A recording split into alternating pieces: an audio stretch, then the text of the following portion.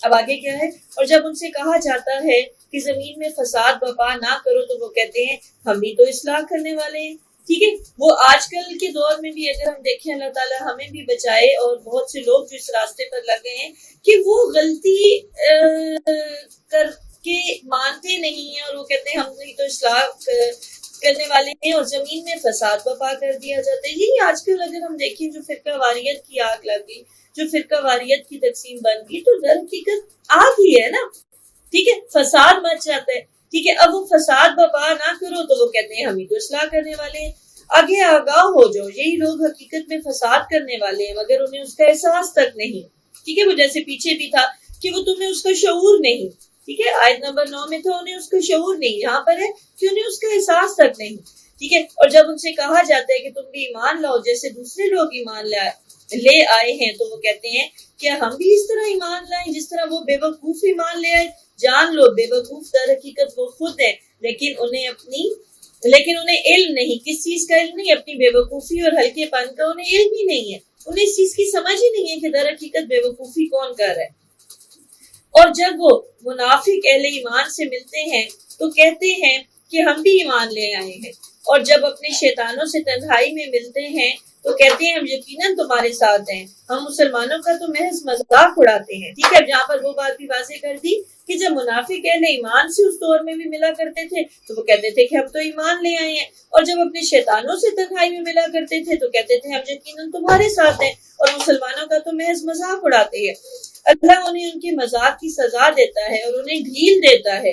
ٹھیک ہے، اور آگے اس کو ایکسپلین کیا گیا تاکہ وہ خود اپنے انجام تک جا پہنچے، سو وہ خود اپنی سرکشی میں بھٹک رہے ہیں.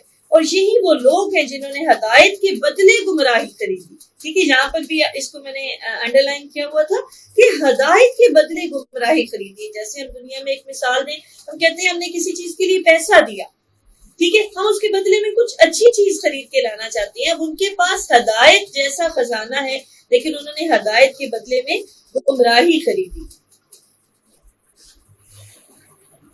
لیکن ان کی تجارت فائدہ مند نہ ہوئی اور وہ فائدہ مند اور نفع بخش سودے کی راہ جانتے ہی نہ تھے، انہیں پتہ ہی نہیں تھا. اسی لیے کہتے ہیں یہ قرآن جو ہے یہ اس لیے نہیں ہے کہ اس کو ہم صرف رمضان میں کھول لیں، یہ اس لیے نہیں ہے کہ اس کو ہم نے اتنی بار ختم کر لیا، مطلب مکمل پڑھ لیا، اتنے قرآن پاک پڑھ لیے، اتنے قرآن پاک پڑھ لیے. اس کو اگر ہم ایک بار بھی سمجھ کے پڑھ لیں، اگر یہ ایک ایک چیز ہماری زندگی میں شامل ہو جائے. ان کی مثال ایسی شخص کی مانند ہے جس نے تاریک ماحول میں آگ جلائی، اور جب اس نے گرد و نواح کو روشن کر دیا تو اللہ نے ان کا نور سلب کر لیا اور انہیں تاریکیوں میں چھوڑ دیا جب وہ کچھ نہیں دیکھتے. ٹھیک ہے، اللہ نے ان کا نور سلب کر لیا. ٹھیک ہے، اللہ تعالیٰ نے ان کا وہ جو انہیں تاریکیوں میں چھوڑ دیا اور اب وہ کچھ نہیں دیکھتے. تو یہاں اسی لیے ہدایت کی ہمیشہ طلب رکھا کرو، ہدایت کے لیے ہمیشہ اپنے رب سے سوال کرتے رہا کرو کہ اللہ مجھے ہدایت عطا فرما. ٹھیک ہے، میں نہیں پا سکتی اس راستے کو، میں نہیں جو ہوں وہ اس کو سمجھ سکتی، میں نہیں اس کی حقیقت کو جان سکتی، تو مجھے توفیق عطا فرما، تو مجھے طاقت عطا فرما اور مجھے اس راستے پر رکھ. یہ بہرے گونگے اور اندھے ہیں، بس وہ رائے راست کی طرف نہیں لوٹیں گے. ٹھیک ہے، سمن بکمن عمین، وہ جو مطلب کہا جاتا ہے کہ یہ بہرے گونگے اور اندھے ہیں. ٹھیک ہے، نہ یہ بول سکتے ہیں، نہ یہ سن سکتے ہیں، نہ ان کو کچھ نظر آتا ہے. ٹھیک ہے، کہ اب ظاہر ہے جس کو نظر کچھ نہیں آتا، جو بول نہیں سکتا، جو سن نہیں سکتا، اس کو اگر کوئی راستہ دکھائے تو وہ دیکھ نہیں سکتا، اسے کوئی راستہ بتائے تو وہ سن نہیں سکتا، زبان سے وہ کچھ پوچھ نہیں سکتا. یا ان کی مثال اس بارش کی سی ہے جو آسمان سے برس رہی ہے، جس میں اندھیریاں ہیں اور گرج اور چمک بھی ہے، تو وہ کڑک کے باعث موت کے ڈر سے اسے اپنے کانوں میں انگلیاں ٹھوس لیتے ہیں اور اللہ کافروں کو گھیرے ہوئے. ٹھیک ہے، کہ وہ جو کڑک ہے موت کے ڈر سے اپنے کانوں میں انگلیاں ٹھوس لینا، وہ جو ہم دنیا میں مثال ایک دیتے ہیں کامن سی کہ وہ جی میرا خیال ہے بلی کی طرح آنکھیں بند کر لینا یا کبوتر کی طرح، پتہ نہیں کس کا کہتے ہیں، کہ اس کی طرح آنکھیں بند کر لینے سے کوئی فائدہ تو نہیں ہوتا نا. ٹھیک ہے، اب کانوں میں انگلیاں ٹھونس لیں یا ہم کہیں ہم نے یہ نہیں سننا، تو پھر کیا وہ ہم سنیں یا نہ سنیں، ہم اس کو جانیں یا نہ جانیں، مانیں یا نہ مانیں، جو حق ہے جو اس نے بتا دیا وہ تو وہی حق ہے. یوں لگتا ہے کہ بجلی ان کی بینائی اچک لے جائے گی. جب بھی ان کے لیے ماحول میں کچھ چمک ہوتی ہے تو اس میں چلنے لگتے ہیں، اور جب ان پر اندھیرا چھا جاتا ہے تو وہ کھڑے ہو جاتے ہیں. اور اگر اللہ چاہتا تو ان کی سماعت اور بصارت بالکل سرد کر لیتا. بے شک اللہ ہر چیز پر قادر ہے. ٹھیک ہے. ابھی ہم نے کچھ لوگوں نے یہاں پر ہمارے ساتھ جو ہے پچھلے دنوں ایک ٹریننگ بھی کی اللہ کی صفات کے حوالے سے, تو آپ اگر اس کو بھی ساتھ ساتھ یاد رکھیں گے کہ بے شک اللہ ہر چیز پر قادر ہے. وہ تو قدرت رکھنے والا ہے. وہ چاہے تو وہ کانوں کی سماعت لوٹا دے, تو چاہے تو کانوں جیسے کی سماعت بند کر دے, چاہے تو بارش برسا دے, تو چاہے تو اس بارش میں سے کسی کو ہدایت دے دے, چاہے تو وہ اس میں سے کسی کو گمراہی کی طرف لے جائے. ہر چیز پر قدرت رکھنے والا ہے. اے لوگو, اب سبق ہے ہمارے لیے, اپنے رب کی عبادت کرو جس نے تمہیں پیدا کیا, اور ان لوگوں کو بھی جو تم سے بیشتر تھے, تاکہ تم پرہیزگار بن جاؤ. ٹھیک ہے. اس نے ان کو بھی پیدا کیا جو تم سے زیادہ تھے. ٹھیک ہے. اور تمہیں بھی اسی نے پیدا کیا. اپنے رب کی عبادت کرو, اور یہ عبادت کسی ایک مہینے تک مخصوص نہ کرنی ہے نہ ہے. ٹھیک ہے. یہ تو ہم نے ہر وقت کرنی ہے, اس کی عبادت ہر وقت ہم نے اس کا ذکر کرنا ہے.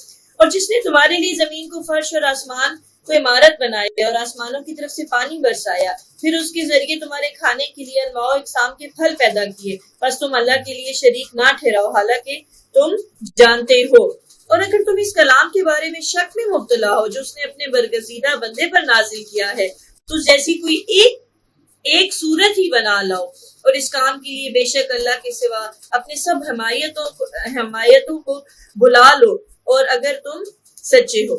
وہ جو کہا گیا کہ اگر تمہیں لگتا ہے کہ یہ جو اللہ کا کلام ہے تو یہ اللہ کا کلام نہیں ہے, یا تم اس پر کوئی شک کرتے ہو, تو اس کے مقابلے میں تم کوئی ایک صورت ایسی بنا لو, اور بے شک اللہ کے سوا جو بھی تمہارے حمایتی ہیں تم ان سب کو اکٹھا کر لو, ان سب کو بلا لو. ٹھیک ہے. اگر تم سچے ہو.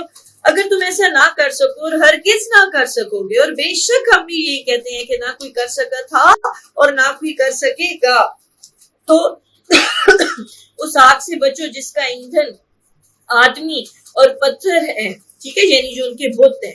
ٹھیک ہے. اور جو کافروں کے لیے تیار کی گئی. اگر تم ایسا نہ کر سکو اور ہرگز نہ کر سکو تو اس آگ سے بچو. پھر بھی ان کو وارننگ دی جا رہی ہے کہ بچ جاؤ اس آگ سے.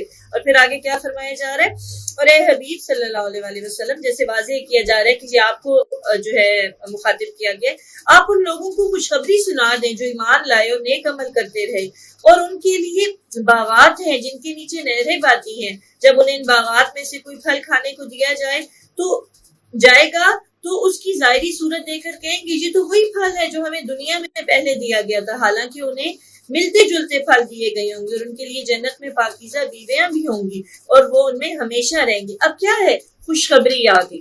ٹھیک ہے. پہلے اگر اللہ تعالیٰ نے عذاب کے بارے میں بتایا, مشرکوں کے بارے میں, نہ ماننے والوں کے بارے میں, مجھے اتنا قرآن پاک کا یہ ایک انداز اور اللہ کی محبت کا ایک یہ طریقہ پسند آتا ہے کہ ذرا سا ڈرائے گا اور فوراً محبت دے دے گا, ذرا کوئی ڈر ہوگا اور ساتھ ہی پیار دے دے گا.